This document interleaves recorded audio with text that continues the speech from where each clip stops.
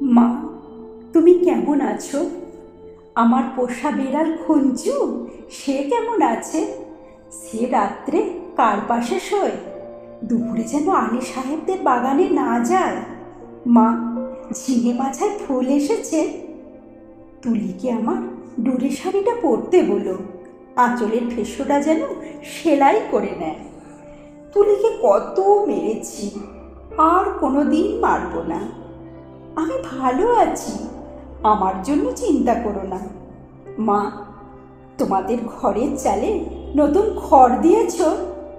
এবারে বৃষ্টি হয়েছে খুব। তরফদার বাবুদের পুকুরটা কি ভেসে গেছে? কালু ভুলোরা মাছ পেয়েছে কিছু? একবার মেঘের ডাক শুনে কই মাছ উঠে এসেছিল ডাঙায়।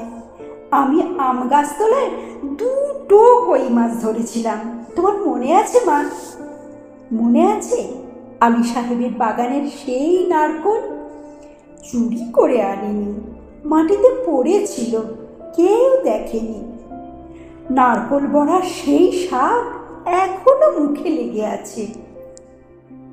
আলী সাহেবের ভাই মিজান আমাকে খুব আদর করত। বাবা একদিন দেখতে পেয়ে চেলা কাঠ দিয়ে পিটিয়েছিল আমাকে। আমার কি দোষ বলো? কেউ আদর করলে আমি কি না বলতে পারি? আমার পিঠে এখনো সেই দাগ আছে। আলী সাহেবের বাগানে আর কোনো দিন যাইনি।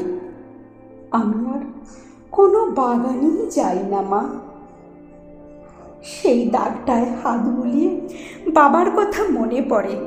বাবার জন্য আমার খুব কষ্ট হয়।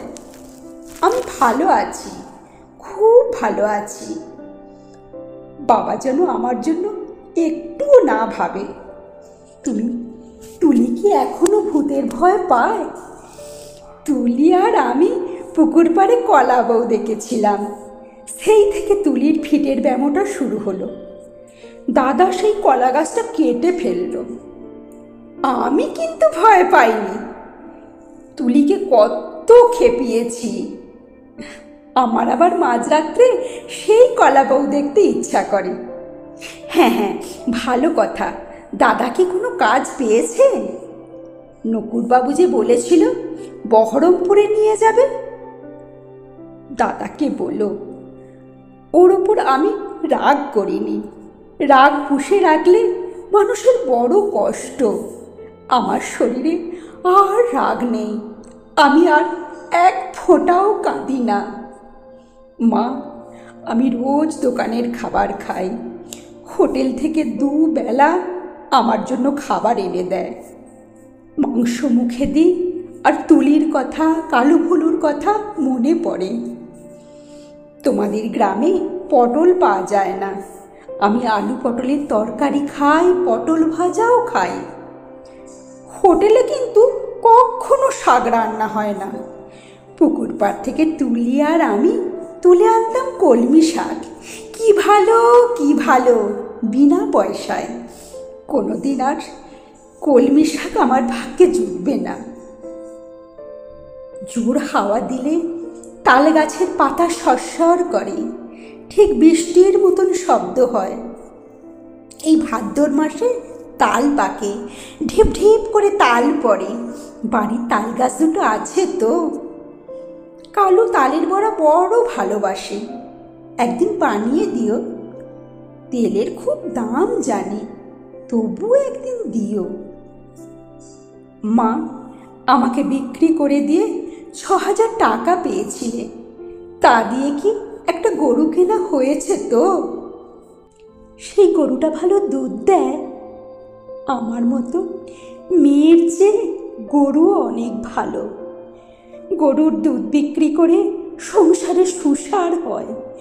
গরুর বাছুর হয়, তাতেও কত আনন্দ। বাড়িতে কন্যা সন্তান থাকলে কত জ্বালা। দুবেলা ভাত দাও রে, শাড়ি দাও রে, বিয়ের জোগাড় করো রে, হাবুল মিজান শ্রীধরদের থাবা থেকে মেয়েকে বাঁচাও রে। আমি কি বুঝি না? সব বুঝি। কেন আমাকে বিক্রি করে দিলে তাও তো বুঝি। সেই জন্যই তো আমার কোনো রাগ নেই, অভিমান নেই। আমি তো ভালোই আছি, খেয়ে পড়ে আছি। তোমরা ওই টাকায় বাড়িঘর সারিয়ে নিও ঠিকঠাক। কালুভুলুকে স্কুলে পাঠিও, তুলিকে প্রজেক্ট ডাক্তারের ওষুধ খাইও। তুমি একটা শাড়ি কিনো, বাবার জন্য একটা ধুতি, দাদার একটা ঘড়ির শখ। তাও কি ও টাকায় কুলোবে? আমি কিছু টাকা জমিয়েছি, সোনার দুল গড়িয়েছি। একদিন কি হলো জানো মা, আকাশে খুব মেঘ জমেছিল। দিনের বেলাটা ঘুরঘুটি অন্ধকার, মনটা হঠাৎ যেন কেমন করে উঠল। দুপুরবেলা চুপি চুপি বেরিয়ে ট্রেনে চেপে বসলাম। স্টেশনে নেমেই দেখি একটা মাত্র সাইকেল রিক্সা। খুব ইচ্ছে হলো একবার বাড়িটা দেখে আসি। রথতলার মোড়ে আসতে কারা যেন চেঁচিয়ে উঠল, কে যায়, কে যায়? দেখি যে হাবুল শ্রীধরদের সঙ্গে তাস খেলছে দাদা। আমাকে বলল, হারামজাদি, কেন ফিরে এসেছিস? আমি ভয় পেয়ে বললাম, ফিরে আসিনি গো, থাকতেও আসিনি, একবার শুধু দেখতে এসেছি। হাবুল বলল, একটা বেবুসে মাগি। কি করে জানলো বলো তো? তা কি আমার গায়ে লেখা আছে? আর একটা ছেলে চিনি না বলল, ছি ছি ছি, গায়ের বদনা। হাবুল রিক্সাওয়ালাকে চোখ রাঙিয়ে বলল, ফিরে যা। আমি বললাম, দাদা, আমি মায়ের জন্য কটা টাকা এনেছি, আর তুলির জন্য। দাদা টেনে এক চড় কষালো আমার গালে। আমাকে বিক্রির টাকা হকের টাকা, আর আমার রোজগারের টাকা নোংরা টাকা। দাদা সেই পাপের টাকা ছোঁবে না, ছিনিয়ে নিল শ্রীধর। আমাকে ওরা দূর দূর করে তাড়িয়ে দিল। আমি তবু দাদার উপর রাগ করিনি। দাদা তো ঠিকই করেছে। আমি তো দাদার বোন নই, তোমার মেয়ে নই, তুলির দিদি নই। আমাকে আমার টাকা নিলে তোমাদের সংসারে অকল্যাণ হবে। না না, আমি চাই তোমরা সবাই ভালো থাকো। গরুটা ভালো থাকুক, তাল গাছ দুটো ভালো থাকুক, পুকুরে মাছ হোক, খেতে ধান হোক, ঝিঙে মাচায় ফুল ফুটুক। আর কোনো দিন ওই গ্রাম অপবিত্র করতে যাব না। আমি খাট বিছানায় শুই, নীল রঙের মশারি, দোরগোড়ায় পাপোশ আছে, দেয়ালে মা দুর্গার ছবি, আলমারি ভর্তি কাঁচের গ্লাস, বন বন করে পাখা ঘরে সাবান মেখে রোজ চান করি। এখানকার কুকুরগুলো সারা রাত ঘেউ ঘেউ করে। তাহলেই বুঝছো কেমন আরামে আমি আছি। আমি আর তোমার মেয়ে নই, তবু তুমি আমার মা। তোমার আরও ছেলে মেয়ে আছে, আমি আর মা পাবো কোথায়? সেই জন্যই তোমাকে চিঠি লিখছি মা। তোমার কাছে একটা খুব অনুরোধ আছে, তুলিকে একটু যত্ন করো। ও বেচারি বড় দুর্বল। যতই অভাব হোক, তবু তুলিকে তোমার পায়ে পড়ি মা। তুমি বাবাকে বুঝিয়ে বলো, তুলিকে যেন আমার মতো আরামের জীবনে না পাঠায়। যেমন করে হোক তুলির একটা বিয়ে দিও।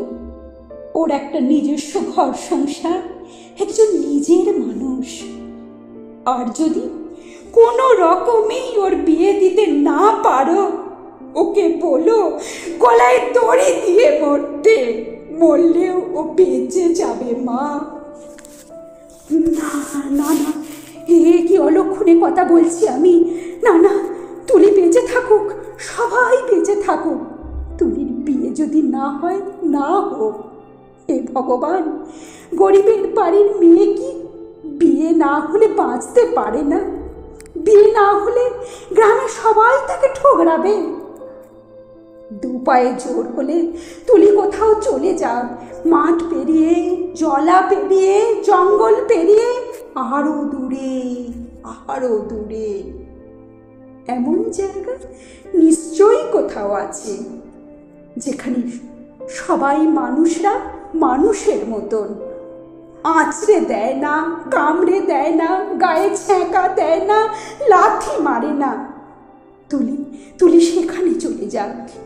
এমন জায়গা নিশ্চয়ই কোথাও আছে, যেখানে মেয়েরা শুধু মেয়ে নয়, মানুষের মতো বাঁচতে পারে, যেখানে মেয়েরা শুধু মেয়ে নয়, মানুষের মতো বাঁচতে পারে।